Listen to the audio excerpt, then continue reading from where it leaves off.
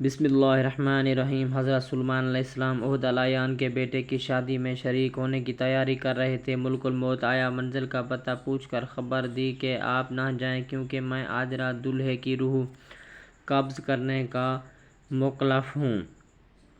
حضرت سلیمان شدید غمزدہ ہوئے کہ کسے معلوم خوشی ماتم میں بدل جائے گی۔ اگلے دن دولہے کا والد حضرت سلیمان علیہ السلام کے پاس ان کی عدم شرکت کی وجہ دریافت کرنے آیا تو ان سے کوئی خاص جواب نہ ملا۔ البتہ حضرت سلیمان علیہ السلام نے دل ہی دل میں ملک الموت کو مورد الزام ٹھہرایا۔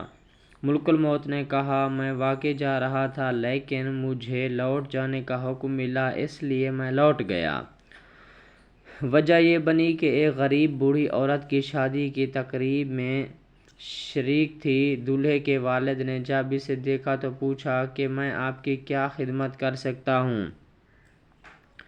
تو بوڑھی عورت نے جواب دیا، مجھے بھوک ہے، کھانا کھانا ہے۔ دولہے کے باپ نے فقراء کے معروف کھانے سے نہیں بلکہ اسے بادشاہی کھانے سے لا کر پیش کیا، اور بادشاہ حضرت سلیمان علیہ السلام تھے۔ بڑھیا نے دولہے کو عمر میں برکت کی دعا دی۔ اللہ پاک نے اس کی دعا کو قبول فرمایا۔ تو دعا کریں اور دعا پر یقین رکھیں۔ سالوں کو شمار کر کے خوشیاں منانے والوں، تمہارا غرور برسوں کا راز نہیں ہے بلکہ اس پر منحصر ہے کہ ان کو کیسے بیداری میں یا گہری اونگ میں گزارا جاتا ہے۔ شیخ المغاثی رحمۃ اللہ علیہ فرماتے ہیں کہ نیکی اگرچہ چھوٹی ہو مگر اس کی باقیات کبیر ہیں۔ اگر تمہارا گزر کسی ننھی چڑیا پر ہو اور وہ تالاب سے پانی پی رہی ہو تو اس کو مت ڈرائیں بلکہ اللہ کی قدرت تلاش کریں۔